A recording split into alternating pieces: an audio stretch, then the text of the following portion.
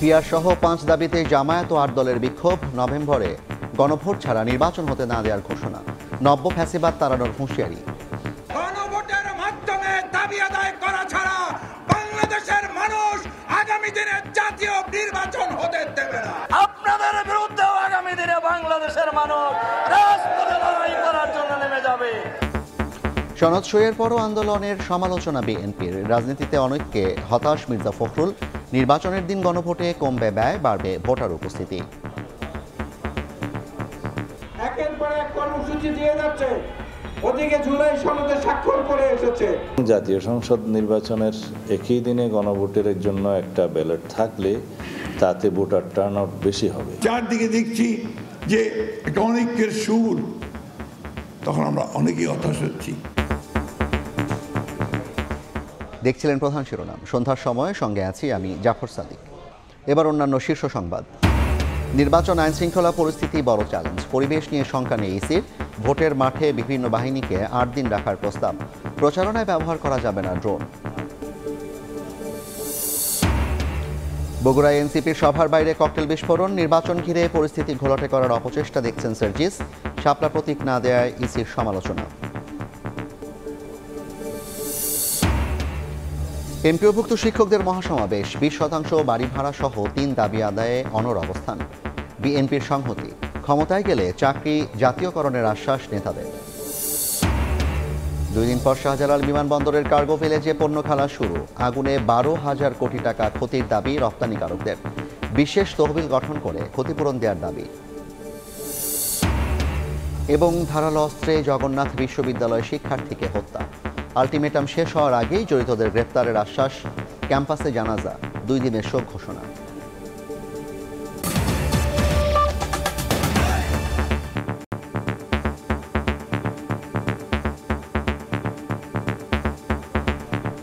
নির্বাচন প্রশ্নবিদ্ধ করতে একসঙ্গে গণভোট করার অপচেষ্টা করছে একটি দল, এমন দাবি করে জামায়াত ইসলামী নেতারা বলেন নভেম্বরে গণভোট না হলে নির্বাচন করতে দেওয়া হবে না। বিকেলে রাজধানীর 2টি স্থানে পিআর সহ 5 দাবিতে সমাবেশে তারা আরও বলেন, দলীয় প্রশাসনের অধীনে সুষ্ঠু ভোট সম্ভব নয়।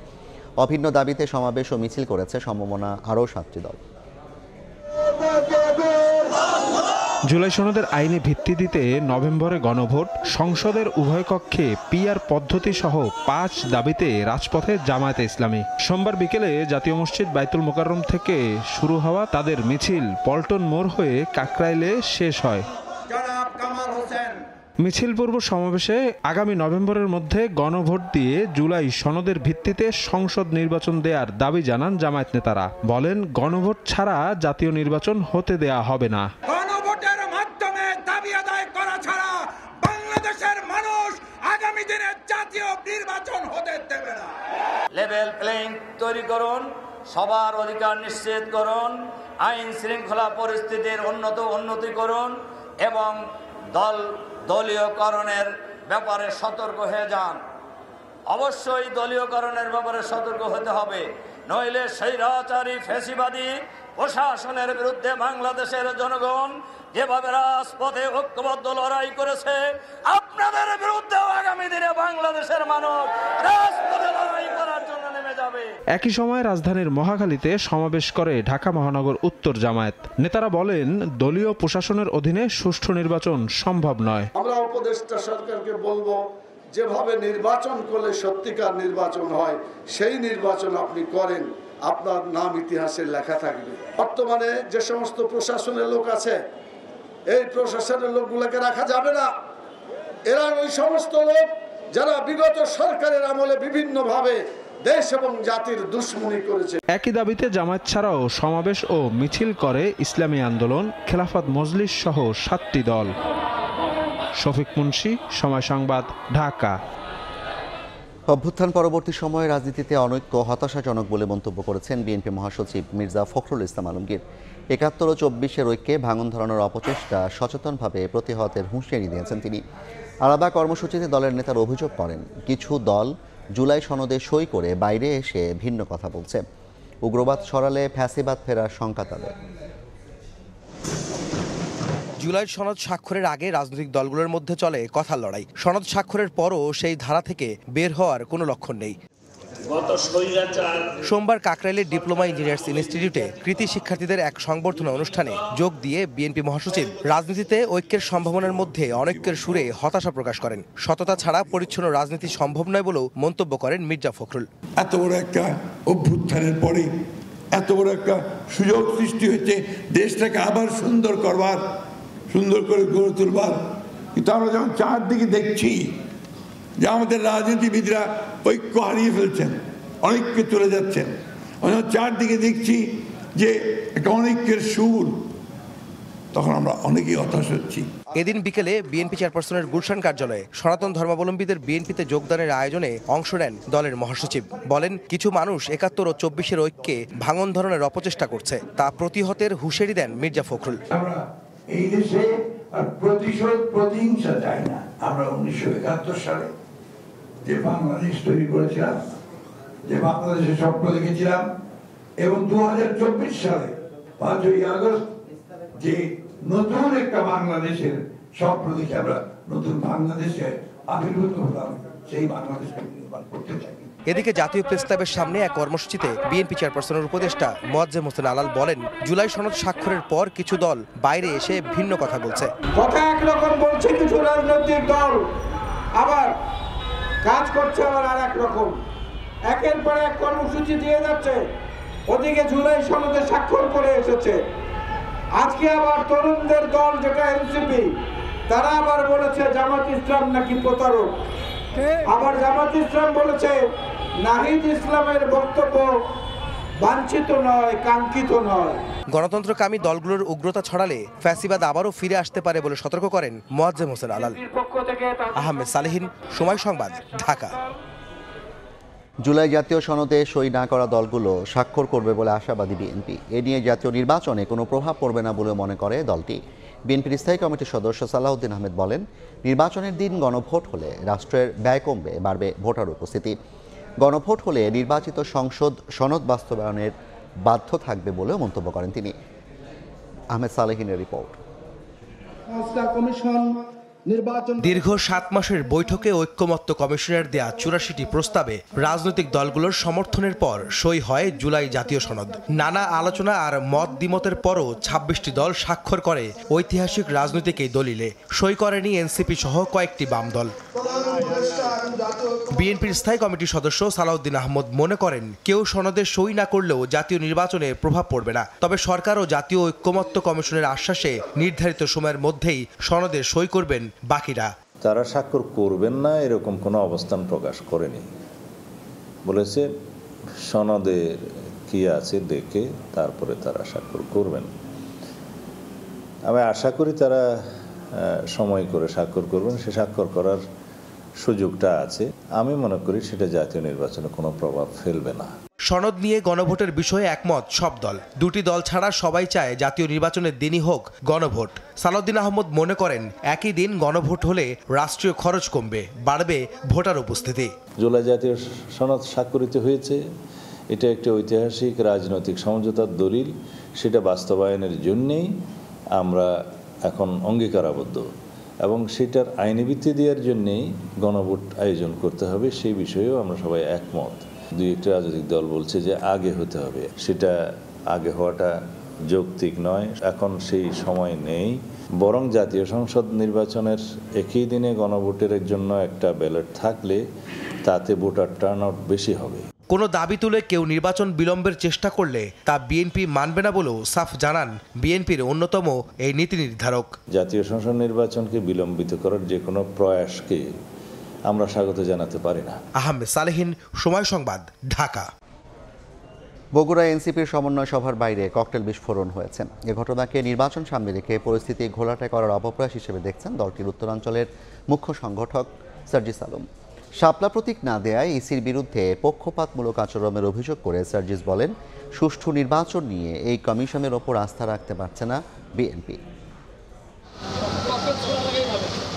বগুড়া জেলা পরিষদ কার্যালয়ে এনসিপির সমন্বয় সভা চলার সময় হঠাৎই বাইরে ককটেল বিস্ফোরণ। আতঙ্ক ছড়িয়ে পড়লে নিরাপত্তা জোরদার করে আইনশৃঙ্খলা বাহিনী।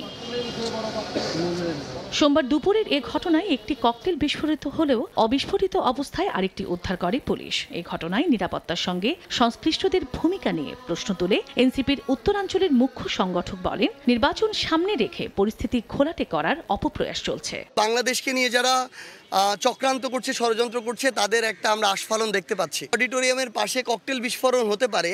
আমরা আমাদের জায়গা থেকে মনে করি যে বাংলাদেশের বর্তমান নিরাপত্তার সাথে সংশ্লিষ্ট অন্তর্বর্তীকালীন সরকারের যারা দায়িত্বে আছেন তাদের এখানে অ্যাক্টিভ থাকার কথা, ততটুকু হয়তো তারা এখন থাকছেন না। আমরা দেখেছি বাংলাদেশের গুরুত্বপূর্ণ স্থাপনাগুলোর ভিতরে ওইরকম সেন্সিটিভ জায়গায়, এয়ারপোর্টের মতো জায়গায় কিভাবে আগুন ধরে যায়, আমরা এটাকে কখনো মনে করি না এটা স্বাভাবিক প্রক্রিয়া। এটা অবশ্যই একটা চক্রান্ত বা ষড়যন্ত্রের অংশ।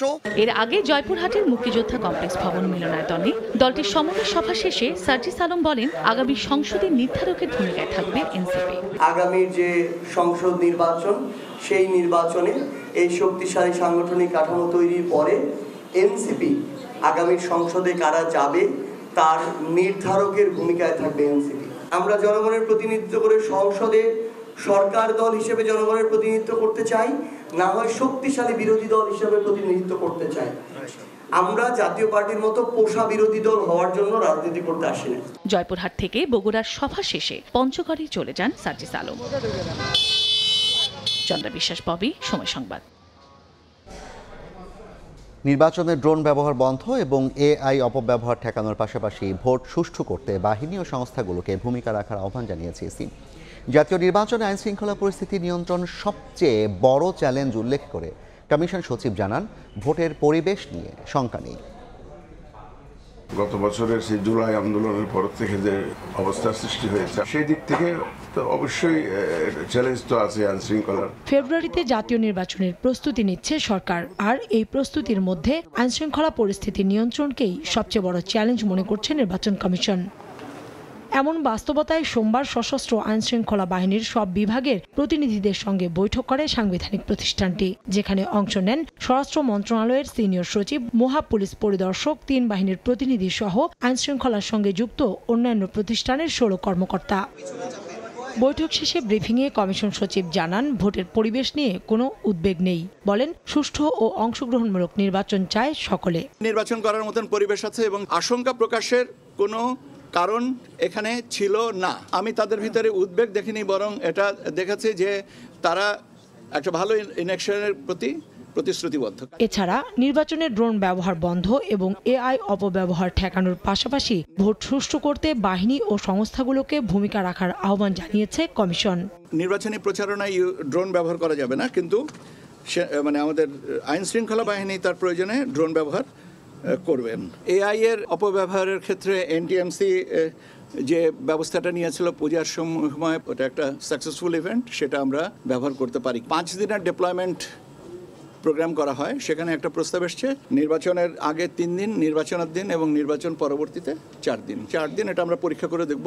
লক্ষ্য একটাই, অবাধ, সুষ্ঠু, পার্টিসিপেটরি একটা নির্বাচন, এবং সবাই এই ব্যাপারে দৃঢ় অঙ্গীকারবদ্ধ।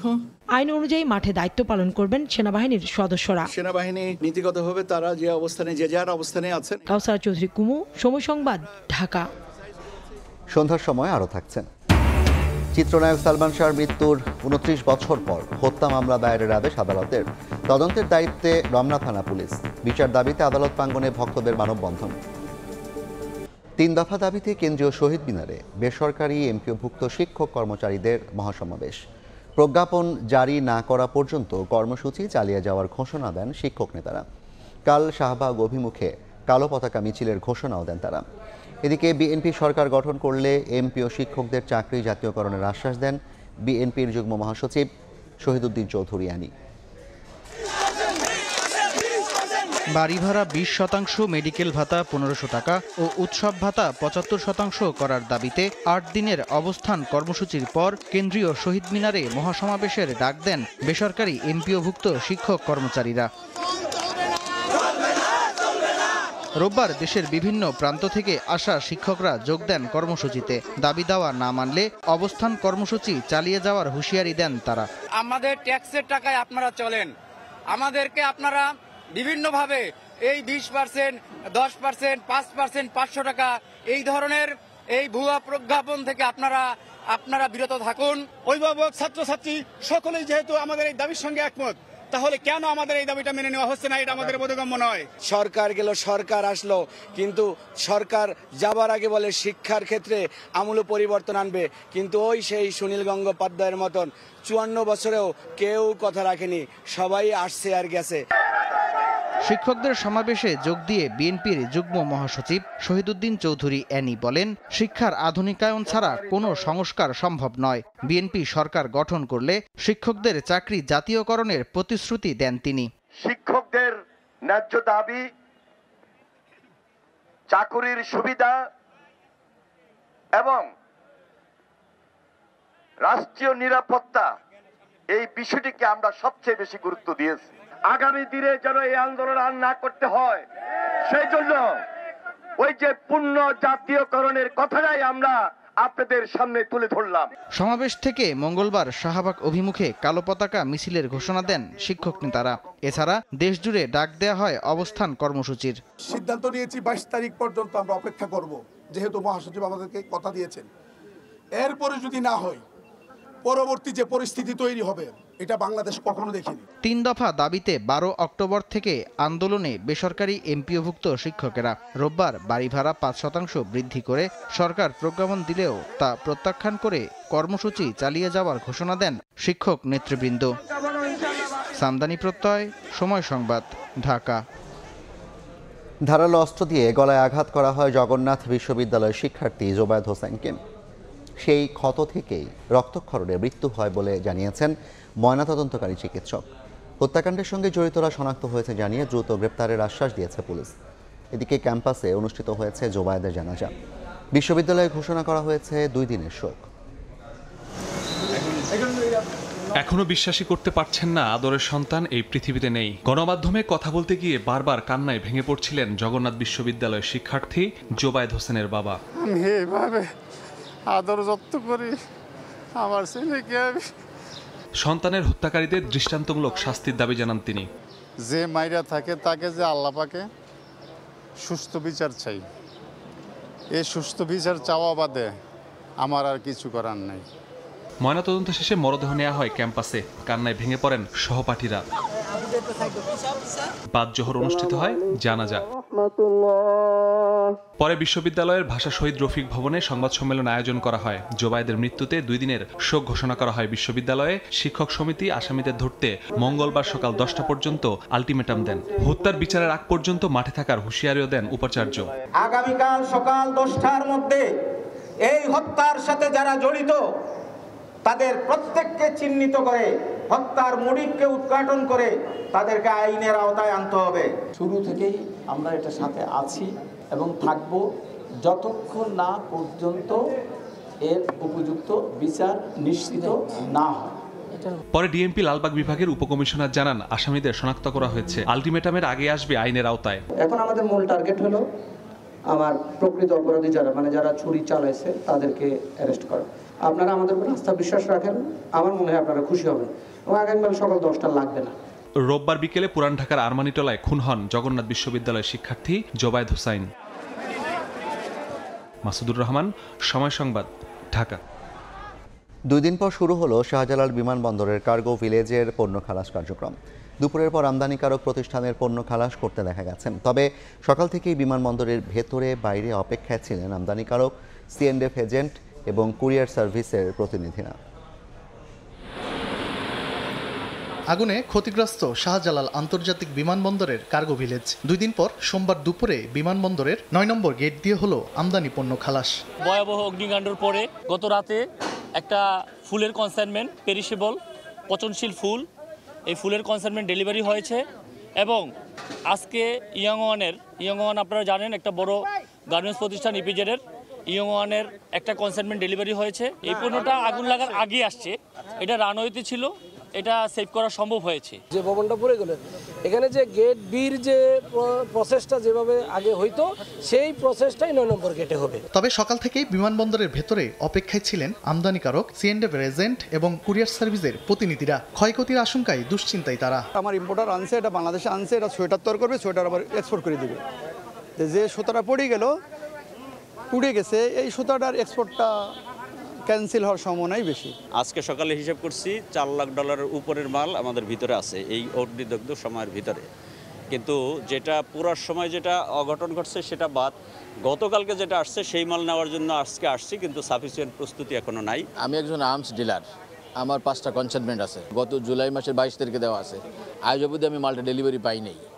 আমার এখানে ইম্পোর্টের জটিলতা নাই, পারমিশনের জটিলতা নাই, কিন্তু আমার মাল ডেলিভারি ইন টাইমে পাই নাই। এদিকে অগ্নিকাণ্ডের তৃতীয় দিনেও কার্গো ভিলেজে দেখা গেছে ফায়ার সার্ভিসের পর্যবেক্ষণ। ভবনের ভেতরে বাহিরে একাধিক ইউনিট সতর্ক অবস্থানে রয়েছে। তবে যাত্রীবাহী ফ্লাইট কার্যক্রম পুরোপুরি স্বাভাবিক রয়েছে শাহজালাল আন্তর্জাতিক বিমানবন্দরে। কেটে গেছে শিডিউল বিপর্যয়। তানভীর হাসান মেঘ, সময় সংবাদ, ঢাকা। শাহজালাল আন্তর্জাতিক বিমানবন্দরের কার্গো ভিলেজে অগ্নিকাণ্ডে প্রাথমিকভাবে 12,000 কোটি টাকার ক্ষয়ক্ষতির ধারণা করছে exporters association of Bangladesh, EAB। দুপুরে সংবাদ সম্মেলনে অগ্নিকাণ্ডে ক্ষতিগ্রস্ত পণ্যের বিপরীতে বীমা দাবি দ্রুত নিষ্পত্তি করার দাবি জানিয়েছে সংগঠনটি। শাহজালাল আন্তর্জাতিক বিমানবন্দরের কার্গো ভিলেজের আমদানি গুদামে আগুনের ঘটনায় কাঁচামাল স্যাম্পল সহ নথিপত্র পুড়ে যাওয়ায় উদ্বিগ্ন সময় পার করছেন ব্যবসায়ীরা। দেশের প্রধান বিমানবন্দরে আগুনে ক্ষয়ক্ষতির পরিমাণ নিয়ে সুনির্দিষ্ট তথ্য জানা না গেলেও রপ্তানিকারকদের ধারণা পরিমাণ 12,000 কোটি টাকার বেশি হতে পারে। ডাইরেক্ট এবং ইনডাইরেক্ট মিলে প্রায় $1 বিলিয়ন বা 12,000 কোটি টাকার ক্ষতি ইতিমধ্যেই আমরা মুখোমুখি হয়েছে বলে আমরা মনে করছি। সোমবার দুপুরে exporters association of Bangladesh, EAB আয়োজিত অনুষ্ঠানে ব্যবসায়ীরা বলেন, অগ্নিকাণ্ডে ক্ষতিগ্রস্ত পণ্যের বিপরীতে বীমা দাবি দ্রুত নিষ্পত্তি করতে হবে। আর বীমার বাইরে পণ্যের ক্ষেত্রে সরকারি বিশেষ তহবিল গঠন করে ক্ষতিপূরণ ও সহায়তা চান তারা। কোনো তালবাহানা, কোনো শর্ত নিয়ে যাতে হাজির হতে না পারে এই ব্যাপারে সরকারের আমরা সুদৃষ্টি কামনা করছি। নতুন আমদানি করা মালামাল বন্দরের জটিলতা কমিয়ে সরাসরি ব্যবসায়ীদের হাতে তুলে দেওয়ার দাবি জানান তারা। যেগুলো আমাদের ডিস্ট্রয় হয়েছে সেগুলোর মানে যখন আমি ফিনিশ গুড তৈরি করব, এটার ইম্প্যাক্ট কিন্তু আগামী 2 থেকে 6 মাসের ভিতরে মার্কেটে আসবে। এভাবে যদি চলতে থাকে তাহলে বাংলাদেশের এই বৈদেশিক মুদ্রা আহরণের যে আপনার সেক্টর, সেই সেক্টর আপনার স্থবির হয়ে যাবে। অনুষ্ঠানে আগুন দ্রুত নেভাতে কর্তৃপক্ষের গাফলতি নিয়ে প্রশ্ন তোলেন ব্যবসায়ীরা। আন্তর্জাতিক পণ্য পরিবহন কোম্পানিগুলো মালামাল স্থানান্তরে অনীহা প্রকাশ করতে শুরু করেছে বলে অভিযোগ আসে আলোচনায়। MS আরিফিন, সময় সংবাদ, ঢাকা। প্রদীপ জ্বালিয়ে শ্যামা পূজা উদযাপন করছেন সনাতন ধর্মাবলম্বীরা। এই মুহূর্তে রমনা কালী মন্দিরে আছেন সহকর্মী উম্মে হানি। সরাসরি যাচ্ছি তার কাছে। হানি,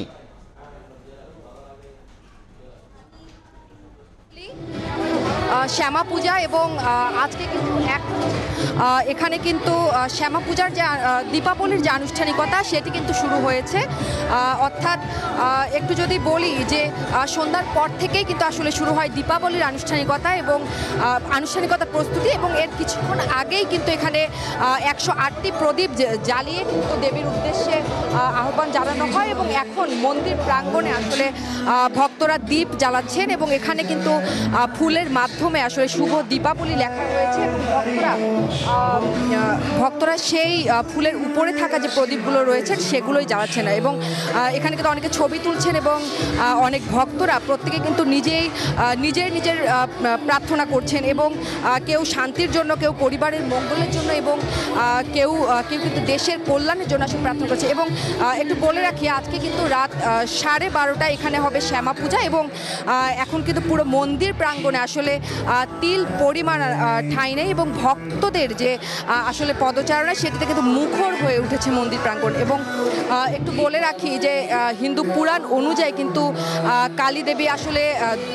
কালীদেবীকে কিন্তু আসলে দুর্গারই আরেকটি রূপ এবং শক্তি হিসেবে ধরা হয় এবং কাল যে শব্দটি রয়েছে এবং সেখান থেকেই কিন্তু আসলে কালী নামটির উৎপত্তি এবং যার অর্থ কিন্তু সময় এবং অর্থাৎ সময় যা সৃষ্টি করে আবার ধ্বংস আনে বলে বিশ্বাস করেন সনাতন ধর্ম বলে। এবং এই যে কালী পূজা এটি কিন্তু মূলত শক্তির পূজা রূপে আসলে পূজিত হয়, অর্থাৎ অশুভ শক্তিকে আসলে পরাজিত করে শুভ শক্তির বিজয়ের আহ্বান করা হয় এই পূজার মাধ্যমে।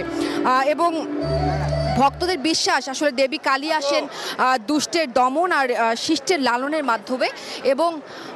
এবং আজকে কিন্তু এখন যে দীপাবলি অনুষ্ঠান চলছে সেটি কিন্তু আসলে এবং শ্যামা পূজার যে আনুষ্ঠানিকতা সেটি রাত 12:30টায় শুরু হবে। এবং এই ছিল আমার আজকে শ্যামা পূজার সর্বশেষ। সরাসরি যুক্ত ছিলাম রমনা কালী মন্দির থেকে। বাংলা চলচ্চিত্রের ক্ষণজন্মা চিত্রনায়ক সালমান শাহ দীর্ঘ 29 বছর পর তার মৃত্যু রহস্য উন্মোচনে নতুন মোড়। আদালতের নির্দেশে এবার হত্যা মামলা হিসেবে শুরু হচ্ছে তদন্ত। মা নীলা চৌধুরীর রিভিশন আবেদন মঞ্জুর করে এ নির্দেশ দিয়েছেন মহানগর দায়রা জজ আদালত। সালমান শাহর মা নীলা চৌধুরী বছরের পর বছর ধরে দাবি করে আসছেন তার ছেলেকে পরিকল্পিতভাবে হত্যা করা হয়েছে। তার সেই আবেদনে মৃত্যুর 29 বছর পর অপমৃত্যুর মামলাকে হত্যা মামলা হিসেবে গ্রহণের নির্দেশ দিয়েছেন আদালত। ঢাকার 6ষ্ঠ অতিরিক্ত মহানগর দায়রা জান্নাতুল ফিরদাউস ইবনে হকের আদালত এই আদেশ দেন। আজ আদালত যখন আমাদের রায় দিয়েছেন আমাদের পক্ষে যে এটা আসলে একটা হত্যা মামলা, তার মানে এই 25 বছরতে তারা যে সময় ক্ষেপণ করেছেন এবং ভুল রিপোর্ট দিয়েছেন, যে সঠিকভাবে তদন্ত করেন নাই, সেটা আজকে প্রমাণিত হয়েছে। রায় শোনার পর আবেগ ধরে রাখতে পারেননি সালমান শাহর মামা। দীর্ঘদিনের লড়াইয়ের পর কিছুটা স্বস্তির নিঃশ্বাস ফেলেন সালমানের মা নীলা চৌধুরীও। এই মাননীয় আদালতের এই সিদ্ধান্ত এটার প্রাপ্য সমগ্র দেশবাসী এবং সালমান শাহ ভক্তদের। আমার ছেলে আত্মহত্যা করে নাই, আমি প্রথম থেকে বলেছি আমার ছেলেকে খুন করা হয়েছে এবং পরিকল্পিতভাবে খুন করা হয়েছে। আমি দেশবাসীর কাছে অত্যন্ত কৃতজ্ঞ, আজকে এই বাচ্চাদের জন্য আমরা এই বিচারটা পেলাম। এদিন রায় শুরু হওয়ার আগে থেকেই আদালত চত্বরে জড়ো হন সালমান শাহর ভক্তরা। নতুন তদন্তে সত্য উন্মোচনের আশায় আবারও মুখিয়ে তার পরিবার ও কোটি ভক্তরা। মুহিব আল হাসান, সময় সংবাদ, Dhaka. Bangladesh West Indies one day সিরিজের খবর। কাল দ্বিতীয় ওয়ানডেতে মুখোমুখি হবে দুদল। এক ম্যাচ হাতে রেখেই সিরিজ জয় নিশ্চিত করতে চায় টাইগার্স। প্রথম ম্যাচে ওয়েস্ট ইন্ডিজকে হারিয়ে 4 ম্যাচ পর ওয়ানডে জয়ের স্বাদ পায় টাইগাররা। এবার সিরিজ জয়ের হাতছানি। ম্যাচের আগের দিন লম্বা সময় ফিল্ডিং সেশনের পর নেটে নিজেদের ঝালিয়ে নেন সৌম্য মিরাজরা। স্পিন ডিপার্টমেন্টে শক্তি বাড়াতে স্কোয়াডে যুক্ত করা হয়েছে নাসুম আহমেদকে। তার অন্তর্ভুক্তিতে দ্বিতীয় ম্যাচে 4 স্পিনার খেলাতে পারে টিম ম্যানেজমেন্ট। এদিন এমন পরিকল্পনাতেই প্র্যাকটিস করেছে টাইগাররা। পেস ডিপার্টমেন্টেও আসতে পারে পরিবর্তন। তাসকিনের জায়গায় একাদশে ফিরতে পারেন তানজিম সাকিব। সন্ধ্যার সময় শীর্ষ সংবাদগুলো জানিয়ে দিচ্ছে আরেকবার। পিয়ার সহ 5 দাবিতে জামায়াত ও 8 দলের বিক্ষোভ। নভেম্বরে গণভোট ছাড়া নির্বাচন হতে না দেওয়ার ঘোষণা। নব্য ফ্যাসিবাদ তাড়ানোর হুঁশিয়ারি নেতাদের।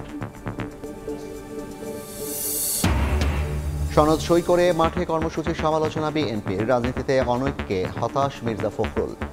71-24 ঐক্যে ভাঙনের অপচেষ্টা প্রতিহতের হুঁশিয়ারি। এবং বগুড়া এনসিপির সভার বাইরে ককটেল বিস্ফোরণ। নির্বাচন ঘিরে পরিস্থিতি ঘোলাটে করার অপচেষ্টা দেখছেন সার্জিস।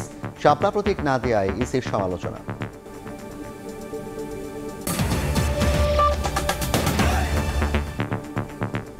এই ছিল সন্ধ্যার সময়। এরপর জনপদে সময় নিয়ে সঙ্গে থাকবেন এমদাদ। জাফর, আপনাকে ধন্যবাদ। জনপদের সময় নিয়ে আসছি কিছুক্ষণ পর, সঙ্গে থাকুন সময়।